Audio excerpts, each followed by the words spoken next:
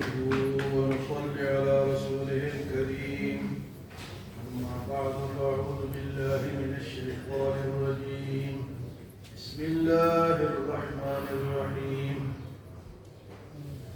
فلا صدق ولا صلى ولكن كذب وتولى ثم ذهب إلى أهله يتمطى أولى لك فأولى ثم أولى لك فأولى أيحسب الإنسان أن يترك سدى ألم يكن نطفة من مني يمنى ثم كان علقة فخلق فسوى وجعل منه الزوجين الذكر والأنثى أليس ذلك بقادر على أن يحيي الموتى.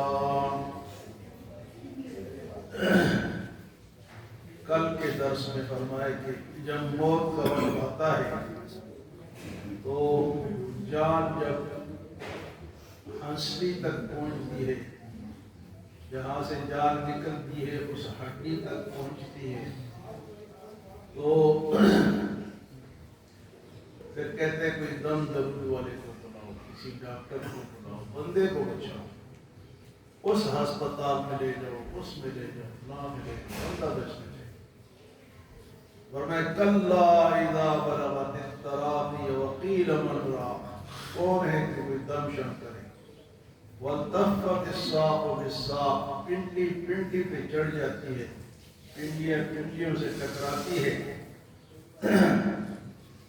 فرمایا کہ والتفت الساق بالساق الى ربک یومئذ المساق، وہ دن اللہ کے پاس جانے والا ہوتا ہے، کوئی روک نہیں سکتا اس کو. حضور صلی اللہ علیہ وسلم نے ابو جہل کا ہاتھ پکڑا اور کہا اولا لک فاولا، بھئی تیری لیے تباہی ہو، بات مان جا، مسلمان ہو جا.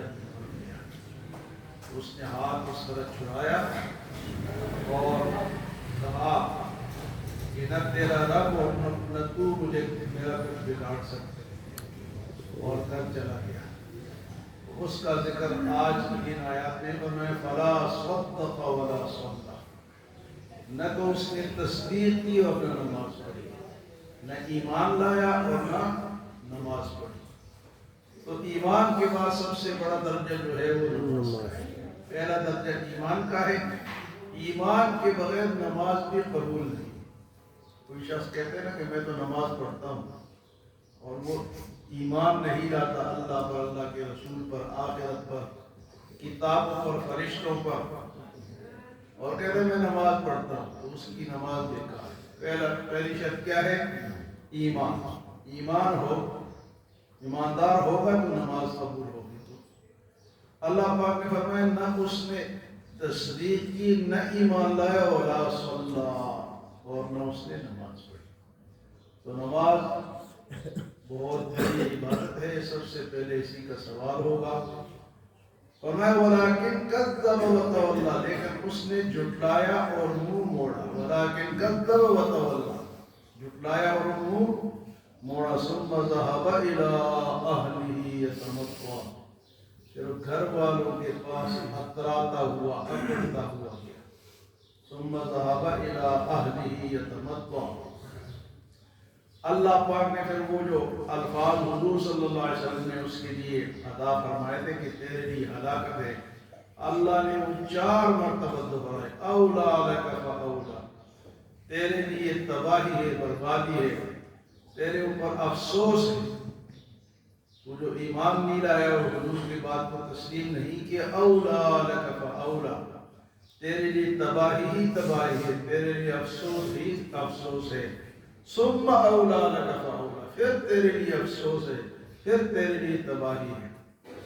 فرمایا کہ ایحسب الانسان ان یترک سدی، انسان کیا یہ سمجھتا ہے کہ اس کو کسی طرح چھوڑ دیا جائے گا، اس کی پیدائش کو بیکار ہے. افحسبتم انما خلقناکم عبثا، انسان گمان کرتا ہے کہ مجھے ایسے ہی پیدا کر دیا گیا. افحسبتم انما خلقناکم عبثا، عبس ہے وَأَنَّكُمْ إِلَيْنَا لَا تُرْجَعُونَ، نہیں تو نے اللہ کے پاس واپس جانا ہے۔ تو یہاں فرمائے أَيَحْسَبُ الْإِنسَانُ أَن يُتْرَكَ سُدًى، انسان کیا یہ گمان کرتا ہے کہ اس کو اسی طرح چھوڑ دیا جائے گا؟ فرمائے یہ بات نہیں ہے، اور جو آخرت کے منکر ہے یا دوبارہ جی اٹھنے کے منکر ہے، ان کے لیے اللہ پاک نے دعوت دی ہے أَلَمْ يَكُنْ نُطْفَةً مِّن مَّنِيٍّ يُمْنَىٰ، کیا تجھے یہ نہیں پتا کہ تجھے گندے پانی کے ایک قطرے سے پیدا کیا جو ٹپکا دیا گیا، ماں کے رحم میں ٹپکا دیا گیا، اس گندے پانی سے تجھے بنایا۔ اتنا خوبصورت انسان، سوچ تو ذرا صحیح تو کس چیز سے بنا ہے اور کتنا خوبصورت بنا ہے اور کس نے بنایا ہے؟ انسان سوچے کہ یہ کس طرح ہوگا۔ أَلَمْ يَكُنْ نُطْفَةً، کیا تو وہ نطفہ نہیں ہے من منی، منی کا یمنا جو کہ ٹپکا دیا گیا، ثُمَّ كَانَ عَلَقَةً فَخَلَقَ فَسَوَّىٰ، اس قطرے کو اللہ پاک نے پھر گوشت کا لوتڑا بنایا، پھر تجھے پیدا کیا اور تیرے اعضاء کو درست کیا۔ تیرے اعضاء کو، کیسے خوبصورت اعضاء کس سے بنائے ہیں اس پہ ذرا سوچ، زیادہ اکڑ نہ دیکھا، تو اپنے پیدائش پہ غور کر، اس پہ غور کر، پیدائش پہ۔ ثم کان علقۃ، پھر اس قطرے کو گوشت کا لوتڑا بنایا، فخلق، پھر تجھے پیدا کیا، فسوا، پھر تجھے ڈیل ڈول دیے، اچھا انسان بنایا۔ اور اس کے بعد فرمایا فجعل منہ الزوجین الذکر والانثى، اس کے بعد تجھے نر اور مادے میں تقسیم کیا، علی میاں اور بیوی بنایا، خاوند اور بیوی بنایا۔ فجعل منہ الزوجین الذکر والانثى، مادہ بنایا اور نر بنایا۔ یہ کس نے کیا؟ اور بنایا کس سے؟ ایک قطرے سے کنورٹ کیا اللہ پاک نے، کسی کو مرد بنا دیا، کسی کو عورت بنا دیا۔ فجعل منہ الزوجین الذکر والانثى، تو پھر فرمایا ألیس ذلک بقادر علی ان یحیی الموتى، وہ رب جو اتنے طریقے سے تجھے بنایا، کیا مردے کو دوبارہ نہیں اٹھا سکتا، مردے کو دوبارہ زندہ نہیں کر سکتا؟ ألیس ذلک بقادر، کیا اللہ اس پہ قادر نہیں ہے، علی ان یحیی الموتى، کہ وہ مردوں کو دوبارہ زندہ کر دے؟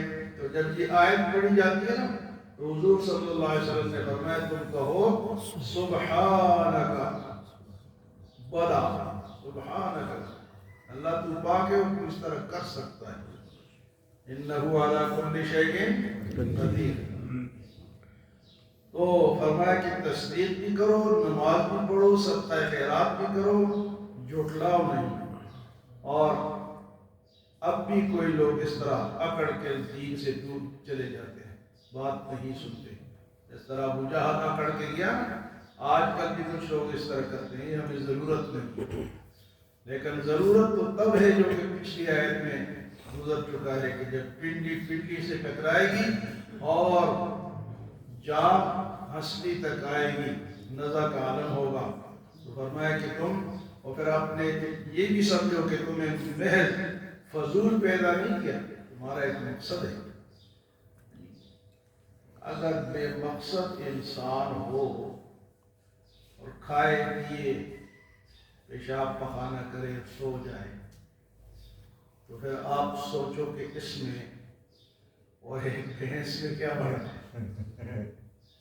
تیرے گرام جیسے ہے، مجھے ہے،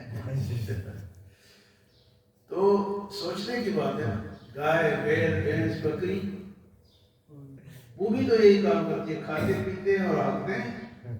اگر انسان بھی اسی طرح ہو، بے شمار ہمارے مسلمان بھائی ایسے ہیں، خوب صحتی کریں گے، خوب کھانا کھائیں گے، خوب شربتیں پئیں گے، لیکن اللہ کی عبادت کی طرف توجہ نہیں، تو ان میں اور انسان میں پھر کیا فرق ہے؟